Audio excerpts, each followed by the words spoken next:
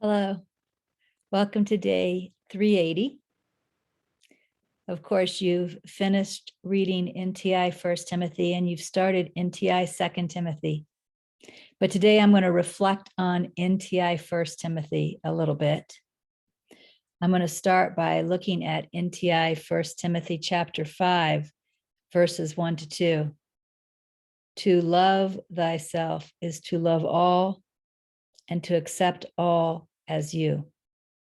That's the primary theme of NTI 1 Timothy, that we come to know ourselves as consciousness by loving everything.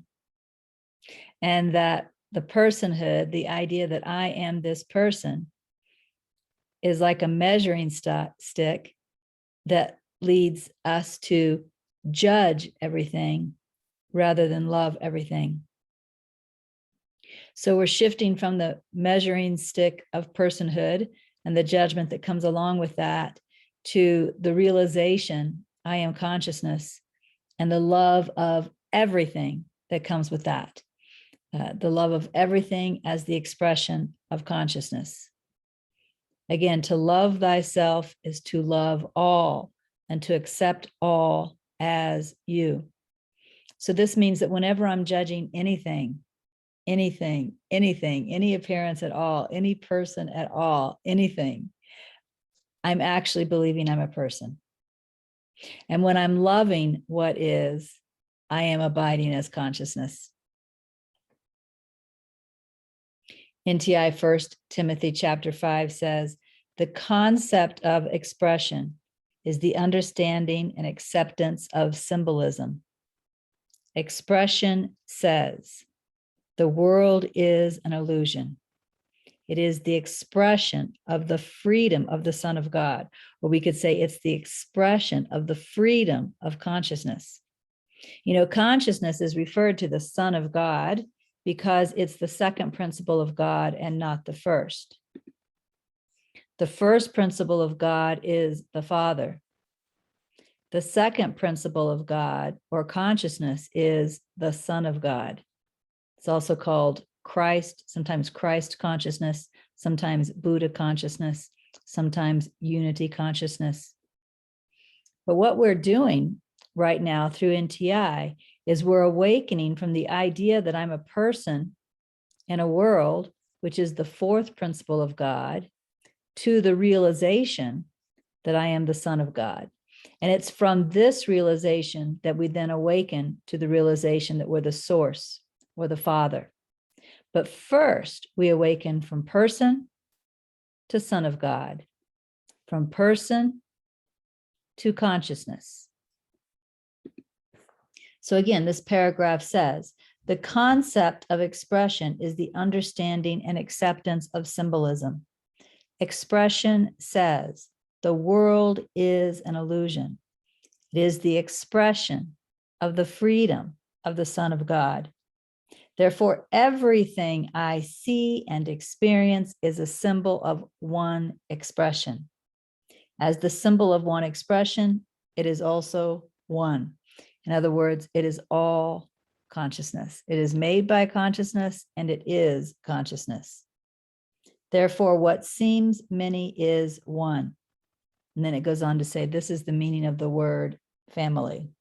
And there is only one family in God because there is only one God. Look at your brother and your sister and the total expression that is your family.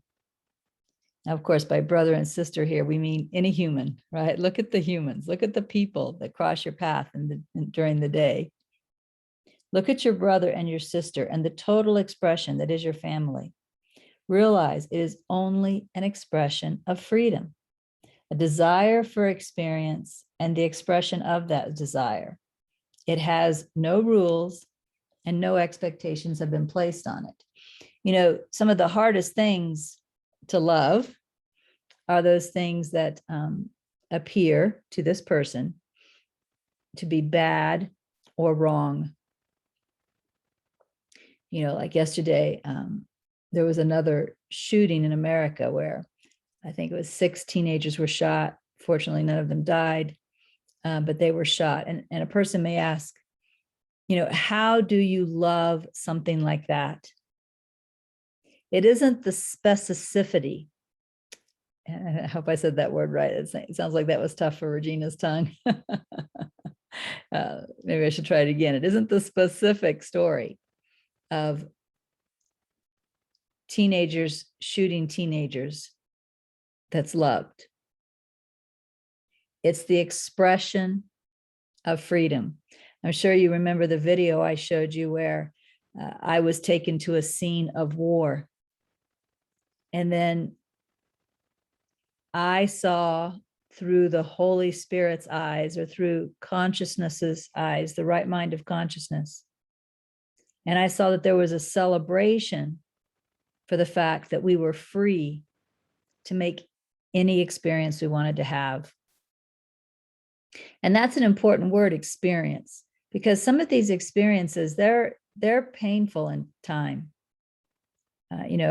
People suffer when children kill children. But at the level of consciousness, nothing is affected.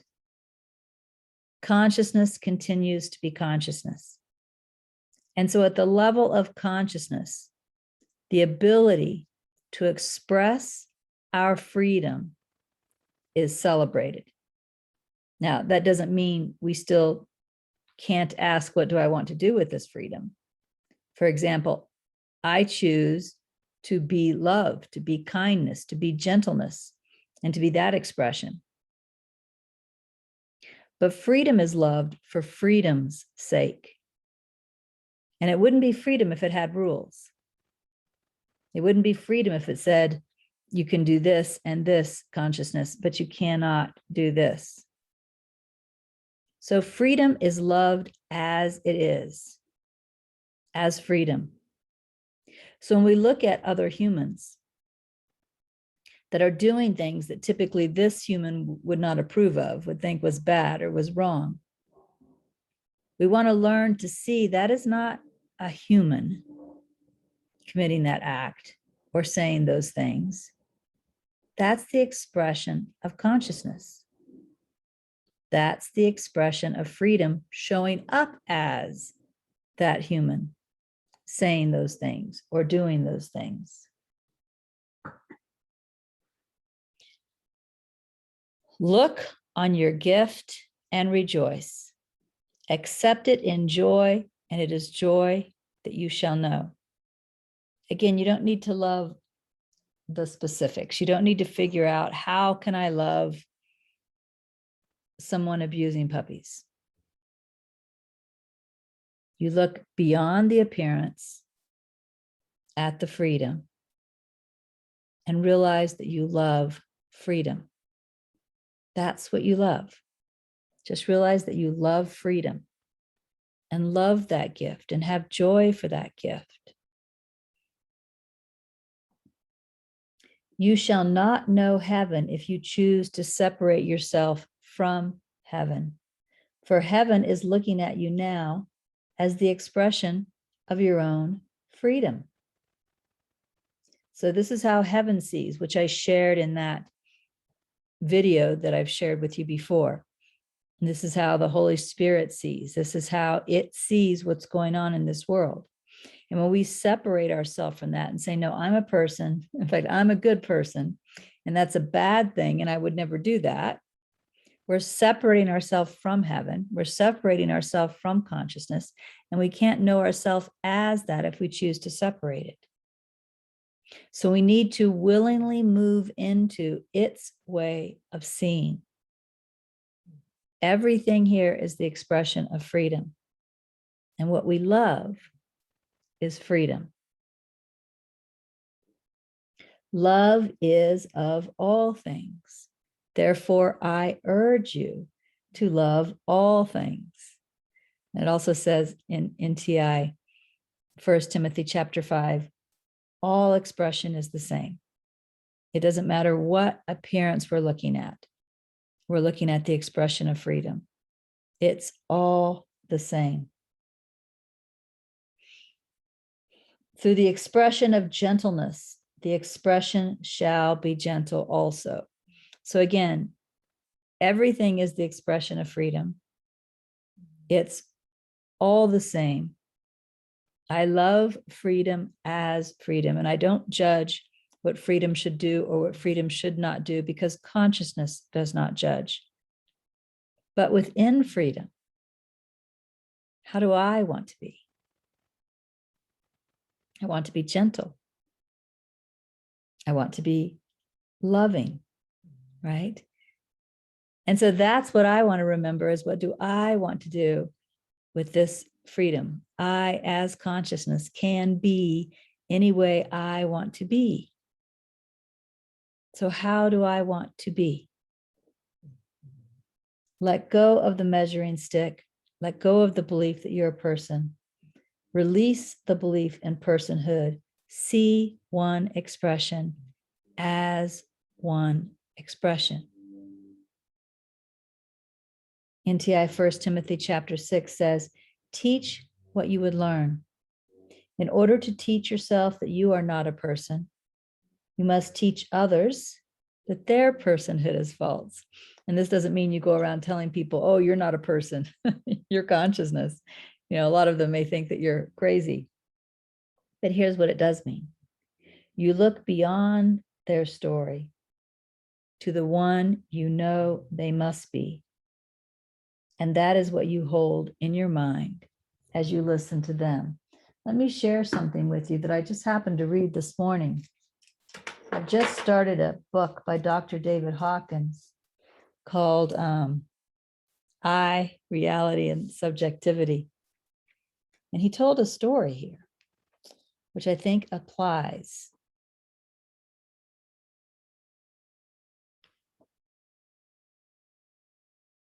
He's talking about a patient of his. He says, one day a mute catatonic was brought into the hospital in a straitjacket. She also had a severe neurological disorder and was unable to stand. Squirming on the floor, she went into spasms and her eyes rolled back in her head. Her hair was matted, her clothes were torn, and she uttered guttural sounds. Her family was fairly wealthy. As a result, over the years, she had been seen by innumerable physicians and famous specialists from all over the world. Every treatment had been tried, and she had been given up as hopeless by the medical profession. And now he's talking about his experience as being with her. He says, a short, nonverbal question arose. What do you want done with her, God? Then came the realization that she just needed to be loved. That was all. Her inner self shone through her eyes, and the self within him connected with that loving presence. In that moment, she was healed by her own recognition of who she really was. What happened to her mind or body did not matter to her any longer. So he's saying she awoke to herself as consciousness when he loved her as consciousness. That's really what NTI is saying here. Teach what you would learn, right? She's consciousness.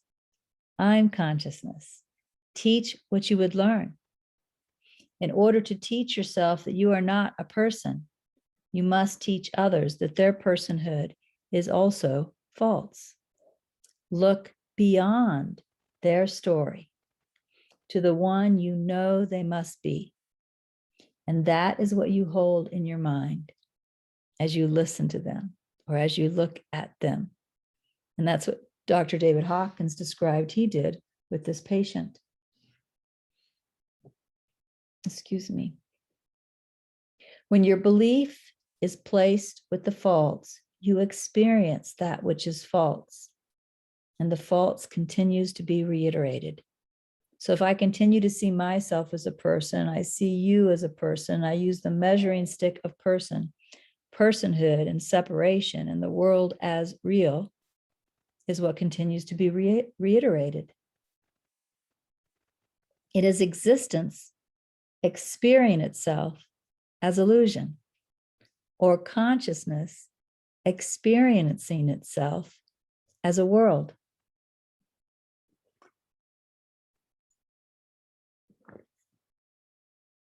Your purpose is to shift the frequency of your vibration by removing your focus from the mask, or removing your focus from the idea of personhood.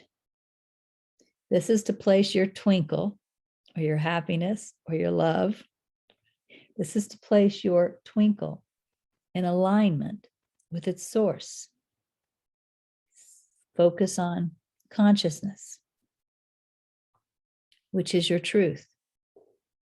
Stay focused on your heart, and you remain in alignment with your source. So this is telling us where to place our attention: with love, with consciousness, with joy. And for some people, this is very difficult. You know, they are too challenged right now regarding the judgment of certain circumstances or certain people to experience it in a genuine way with love or with joy. And so there's a bridge. There's really two options as the bridge. If you can't love something as the expression of freedom, then you accept it as it is. You just agree within yourself, it is as it is, rather than judging it, which is really wishing that it was different. And if you can't accept it, then you emotionally allow your feelings about it. You emotionally allow the resistance, the non-acceptance, the judgment. So you have a couple of different options. If you can love it as an expression of freedom, feel joy about it as an expression of freedom, love the freedom itself, then do that. If you can't, back down a little and try just accepting it as it is. It is what it is, right? That's what's happening. That's what's going on. That's what I see. I accept that it is as it is. And if you can't accept it, then emotionally allow your feelings about it. Sort of the superconductor process at that stage. As the vibration is shifted, awareness shifts. And that which is strong, that which was strong in awareness becomes weaker. What this means is, as you practice loving everything or accepting everything or emotionally allowing your feelings about it, as you do this spiritual practice, you actually rise in vibration. And as you rise in vibration, you then begin to see differently. Maybe in the beginning, you are emotionally allowing your feelings about certain things. And then you begin to notice one day you can accept them as they are. You can just accept them. And that's because you've risen in vibration. And then maybe one day you notice that you feel love, you feel joy as consciousness for consciousness. And that appearance is not changing that joy, is not changing that love. That's because you've risen in vibration. So as the vibration is shifted, awareness shifts, and that which was strong, which was judgment in awareness, was personhood in awareness, grows weaker. A shift in frequency is a shift in vibration. You are the mind that thinks. That means you are the consciousness that creates the world.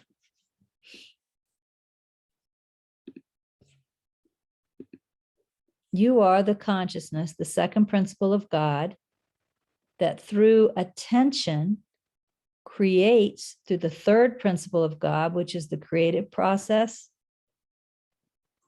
the law of love, sometimes known as the law of mind.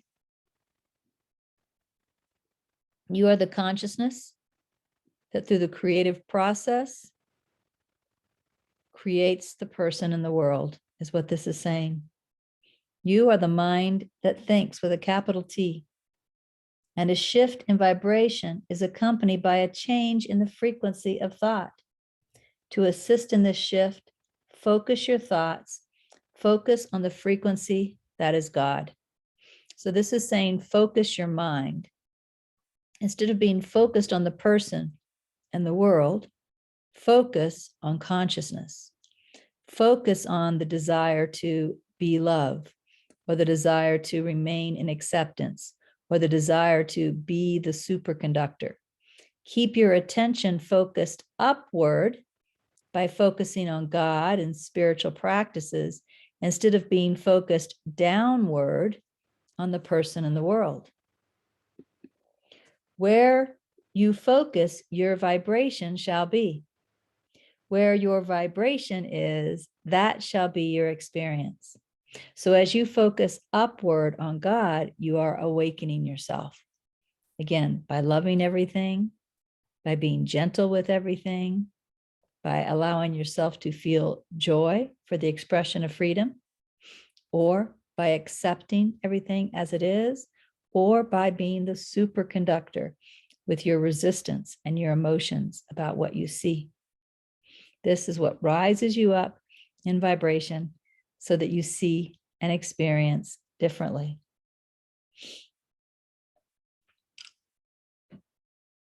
So now we're going to be going into NTI 2 Timothy.